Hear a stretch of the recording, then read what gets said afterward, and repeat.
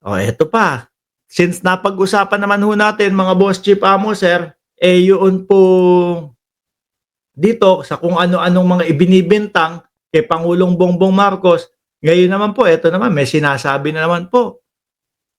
Pagkatapos po nung sinabi na hindi agree doon sa mga kapulisan, sa kalat ng mga kapulisan o yung police visibility, mga kababayan, ito naman. BP Sara accuses Marcos camp of political scapegoating. Oh, bakit kaya nasabi ng Vice Presidente to? Yan pong balita na yan ay June 28, 2025 ng Abogado PH. Vice President Sara Duterte accuses the Marcos administration of deflecting attention from its own shortcoming by targeting her as she denied claims that she was using diversionary tactic to dodge impeachment issues. Saglit lang po mga bossing ha. Ganito kasimple yan.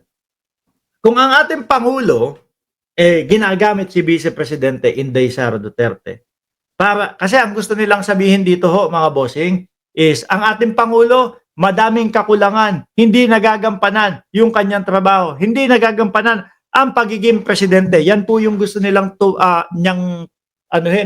tumpukin po dyan mga bossing. Kaya ang ginagawa ng Pangulo, sa akin idinedeflect o sa akin ako ang niyayari. Simple lang ang gagawin ng Vice Presidente. Para mapatunayan niya na ganun ang ginagawa lang ng presidente o ang presidente ang gumagawa, sagutin niya yung mga issue. Sagutin niya yung mga katanungan doon sa mga confidential funds at kung ano-ano pa ho.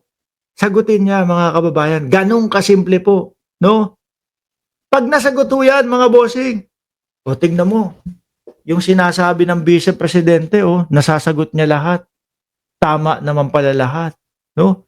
Talagang totoo pala na ang ginagawa ng Malacanang, ang ginagawa ng gobyernong ito sa pangunguna ni Marcos pagtakpan yung mga kakulangan nila at isisi na lang, no? I-divert ang utak ng taong bayan doon sa impeachment. Kaso ho, walang sagot sila, mga bossing. At yung gamit pang ebidensya po, galing po sa kanila. Kaya mahirap nga naman talaga ang sitwasyon nila. Kaya po paulit-ulit, ang sasabihin na lang nila, pinupolitika kami.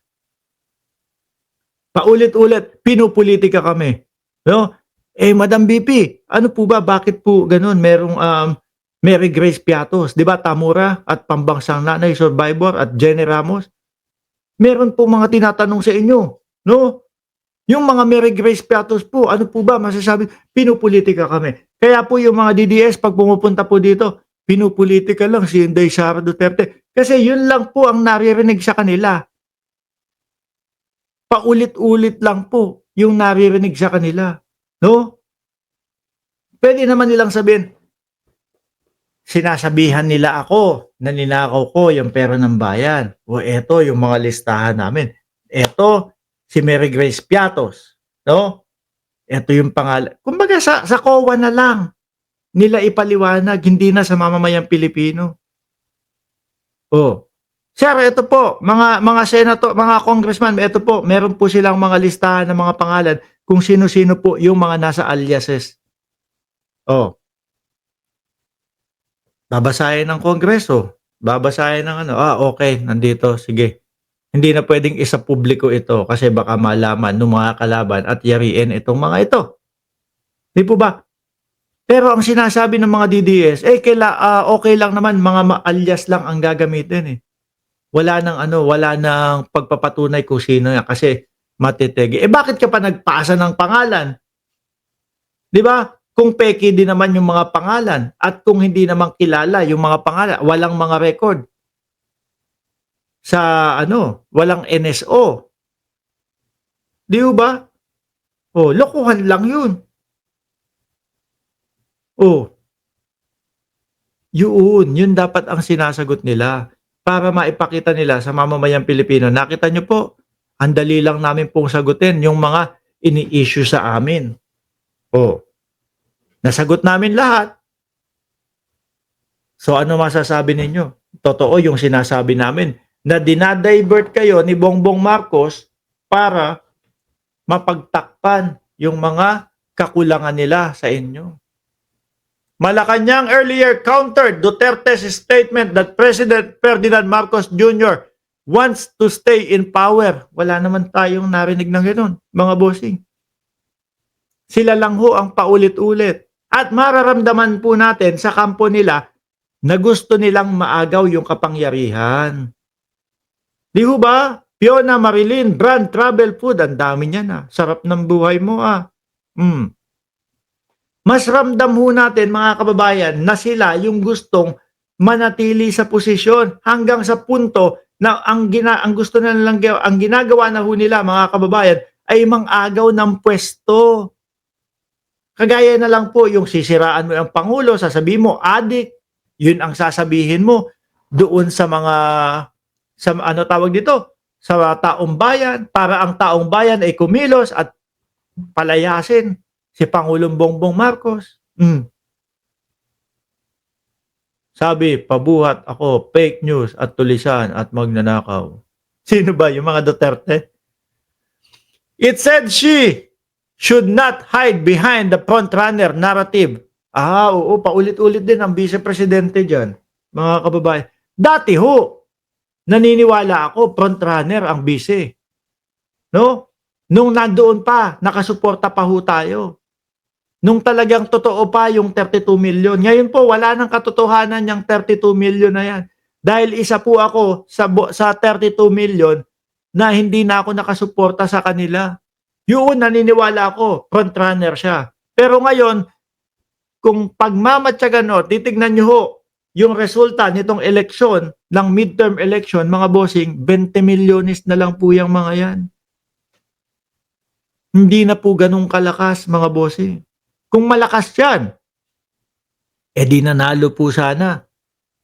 Yung Duterte, lahat yun. O wag na nating lahatin. 8 o 7 ang nanalo sa Duterte.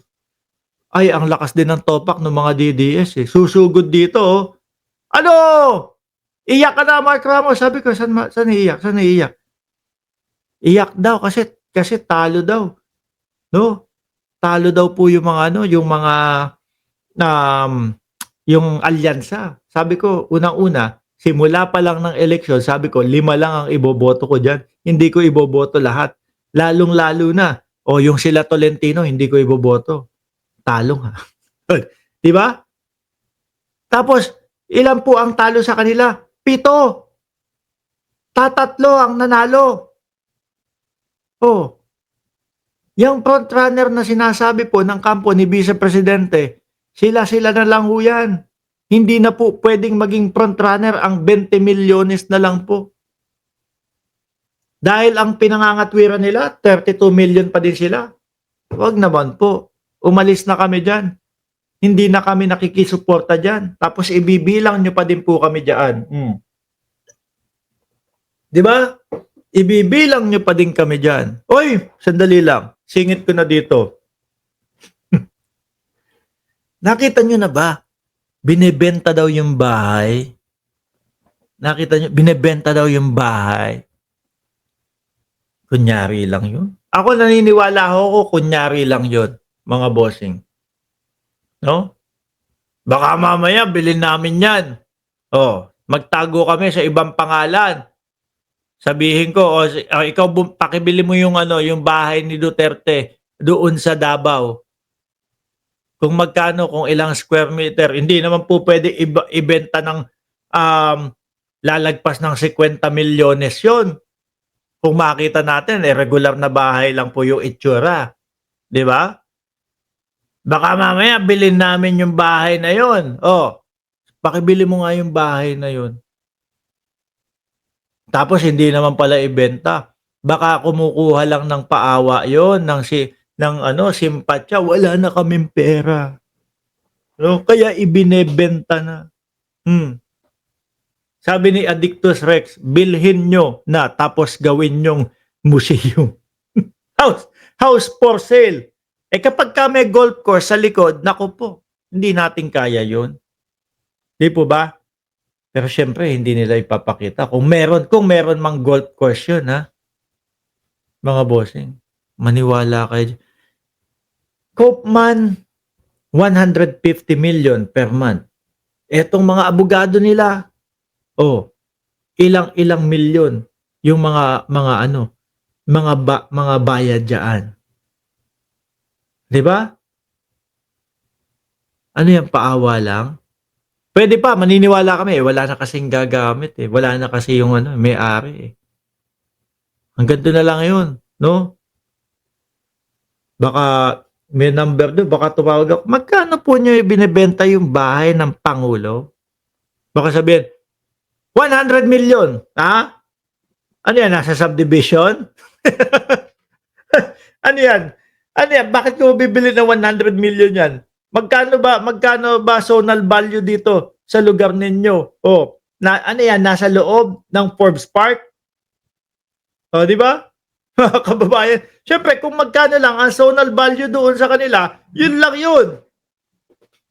Di ba? Baka mamaya pagtawag ko, 100 million, hindi naman pala binibenta, ayaw ibenta.